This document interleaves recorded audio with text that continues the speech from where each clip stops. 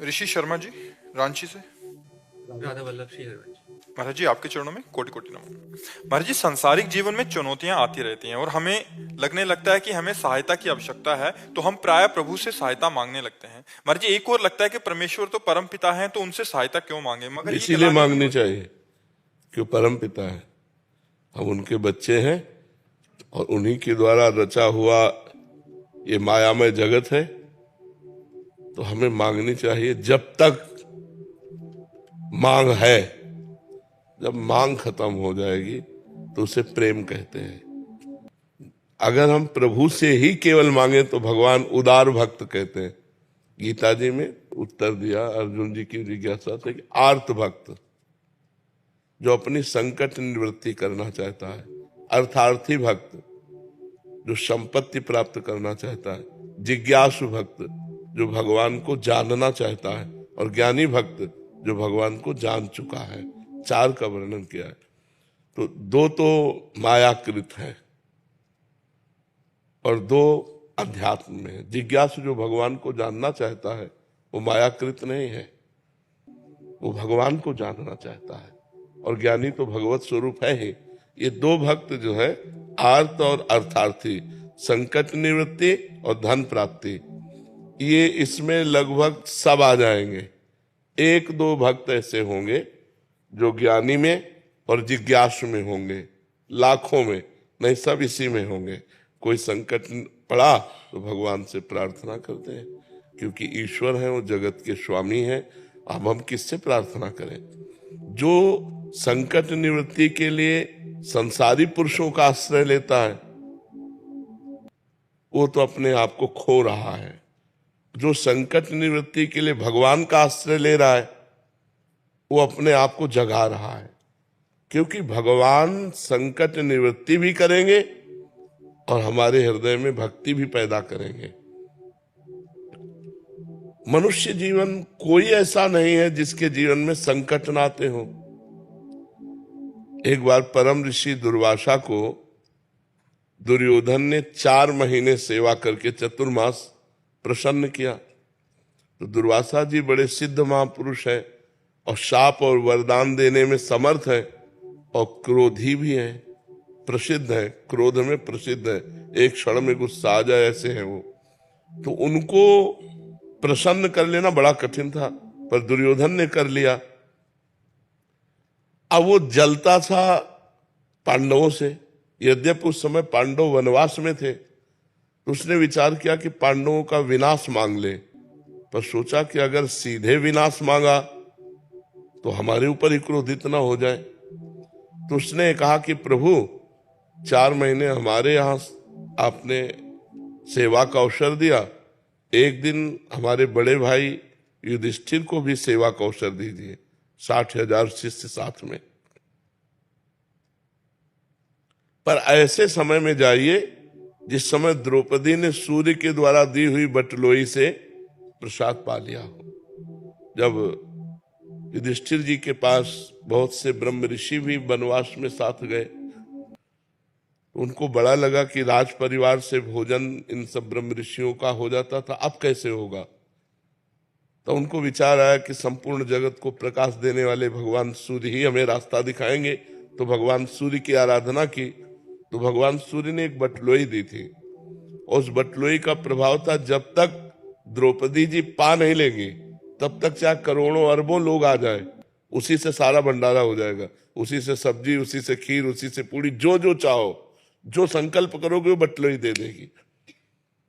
तो अगर बटलोई में द्रौपदी ना पाए और फिर इसी आ जाए 60,000 सहित, तब तो पा लेंगे। तो दुर्योधन ने शर्त रख दी कि जब द्रौपदी बटलोई में पा ले, धो के रख दे, तब आप पहुंचिए और हमारे भाई का सेवा स्वीकार कीजिए।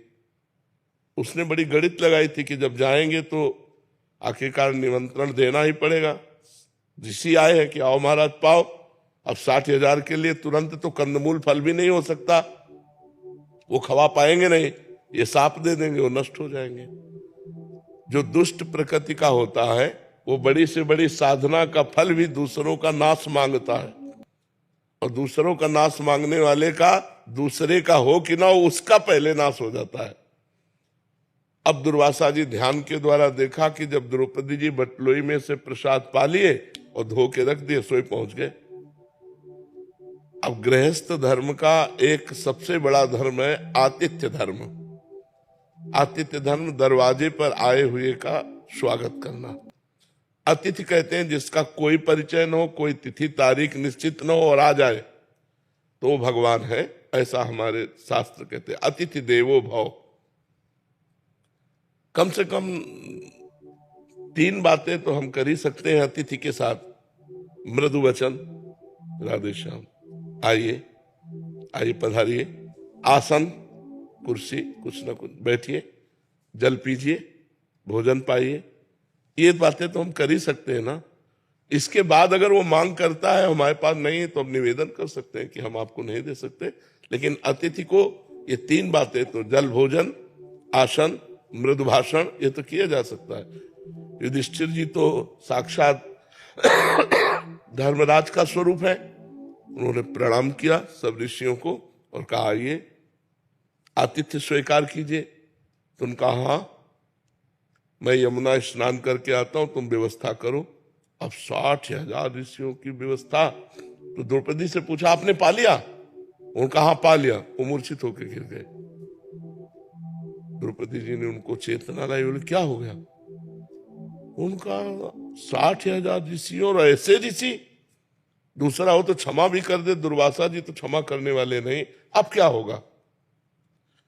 तो उनका एक सूर्य के द्वारा दी हुई बटलोई पर आपको इतना विश्वास था कि उसमें हमने पा लिया तो आप मूर्छित हो गए, और पूरे विश्व को जो पवाता है श्री कृष्ण पर आपका विश्वास नहीं है। संकट निवृत्ति के विषय में बता, उन श्री कृष्ण पर आपका विश्वास नहीं है। आप इतना मूर्छित क्यों हो गए, उदास क्यों? मैं अभी श्री कृष्ण से प्रार्थना करती हूं, हे श्री कृष्ण, हे करुणामय। जे ही विनय की तो देखा वो पीतांबर फहराते हुए भगवान पधार रहे। द्रौपदी भूख लगी है, उनका जिस समस्या में हम फंसे उसी समस्या की आप बात कर रहे हो। 60,000 ऋषि दुर्वासा जी आए हैं ऋषियों सहित, और सबसे बोले ये सब बातें बात के पहले हमें भूख लगी। उनका प्रभु भूख लगी है, बटलोई तो पाके रख दिया। बोले ले आओ बटलोई। भगवान की सामर्थ्य देखो, कर तुम अकर तुम अन्यथा कर तुम। भला कोई पवित्र नारी पात्र जूठा क्यों छोड़ के धो के रख दे, उसमें कुछ लगा रहे। द्रौपदी जैसी पतिव्रता। दूसरी बात, वरदान था कि द्रौपदी के पा लेने के बाद बटुलोई में कुछ नहीं रहेगा। वरदान भी और धो के भी रख दिया, और उसमें भगवान ने शीत निकाला, एक साग की पत्ती, और जे ही अपने मुख में डाला। और विश्वात्मा है ना भगवान, सबके हृदय में विराजमान। कहा जाओ बुलाओ ऋषियों को। बोले प्रभु कोई व्यवस्था नहीं। बोले जाओ तो तुम। और वहां सब यहां तक भर गए, क्योंकि भगवान तृप्त हुए तो सब भीम बुलाने गए। दुर्वासा जी ने कहा कि हमारी तो इच्छा बिल्कुल अब एक आचमन करने की भी नहीं रह गई। शिष्यों ने कहा गुरु जी और जो आदेश करोगे पालन करेंगे, भोजन की बात मत कहना। तो उनका बेटा वरदान मांग लो, लेकिन हमें भोजन के लिए मत कहो। तो उनका जिस भावना से दुर्योधन ने आपको भेजा था वो उसी भावना को प्राप्त हो जाए। तो दुर्योधन ने विनाश की भावना से भेजा था, विनाश को प्राप्त हो गया।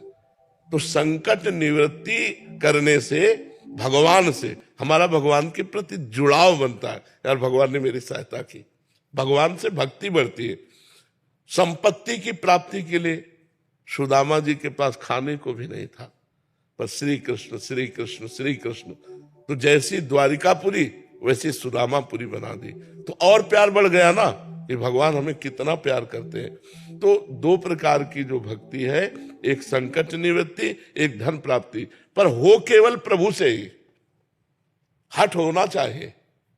बने तो रघुबर ते बने, और बिगड़े तो भरपूर, तुलसी और ते बने ता बनिवे पे धूल। हम केवल भगवान से ही लेंगे, हम किसी अन्य मित्र दोस्त इधर हमारी वृत्ति नहीं जानी चाहिए। हमारी वृत्ति केवल भगवान से जानी। अब वो क्या रूप लेके आते हैं, मित्र का रूप लेके आते हैं कि किसी धनी मानी का रूप लेके आते हैं, किसी घटना का रूप लेके आते हैं, या क्या रूप लेके आते हैं, देना उनको है, उनके बिल्कुल उनके अधीन हो जाओ। सच्ची आपसे कहते हैं, वो ऐसे निहाल कर देंगे कि आपको धन भी मिलेगा, संकट भी निवृत्ति होगी और आपका कल्याण भी हो जाएगा, भगवान की भी प्राप्ति हो जाएगी। तो जरूर करना चाहिए, भगवान से याचना करनी चाहिए, क्योंकि अब हम औरों से याचना करें तो और खुद परेशान हो, हमारी क्या निवृत्ति करेंगे, संकट निवृत्ति। हम भगवान से सीधे बात करते हैं और वो कहीं और नहीं है, तुम्हारे हृदय में ही बैठे हैं। अंदर ही अंदर प्रार्थना करो, वो सुन रहे हैं, और बार बार प्रार्थना करो जब तक पूरी ना हो जाए, और नाम जप करते रहो, अनुष्ठान करो, भगवान जरूर पूरी करेंगे। करना चाहिए, भगवान से ही मांगना चाहिए।